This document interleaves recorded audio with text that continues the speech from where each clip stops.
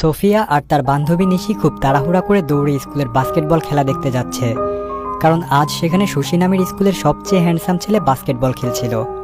পুরো স্কুলের মেয়েরা তাকে খুব পছন্দ করত, কারণ সে যেমন হ্যান্ডসাম তেমনি খেলাধুলায় বেশ পারদর্শী। আজকের ম্যাচে শশী অনেকগুলা গোল এবং ম্যাচে জয়লাভ করে। এটা দেখে সোফিয়া খুবই খুশি হয় আর তার বাড়িতে চলে আসে। সোফিয়ার বাবা মা চাকুরির জন্য অন্য শহরে থাকতো, তাই সে এখানে একাই থাকতো। সোফিয়া তার ঘরে রান্না করছিল, আর ঠিক তখনই তার পেছন থেকে শশী বেরিয়ে এসে তাকে জড়িয়ে ধরে। মূলত শশী তার বয়ফ্রেন্ড ছিল, কিন্তু এ কথা স্কুলের কেউই জানে না। সোফিয়ার সাথে শশীর পরিচয় মূলত 2 বছর আগেই হয়েছে। শশীকে স্কুলের সবাই পছন্দ করত আর লাভ লেটার দিত, কিন্তু সে কারোর প্রপোজালই অ্যাকসেপ্ট করতো না। একদিন হঠাৎ করে সোফিয়া তার পথ আটকে দাঁড়ায় আর বলে, তোমার কত বড় সাহস, তুমি আমার বন্ধুর প্রপোজাল অ্যাকসেপ্ট করোনি? এটা শুনে শশী রেগে যায় আর তার সাথে ফ্লার্ট করতে শুরু করে, কিন্তু তখন ভয়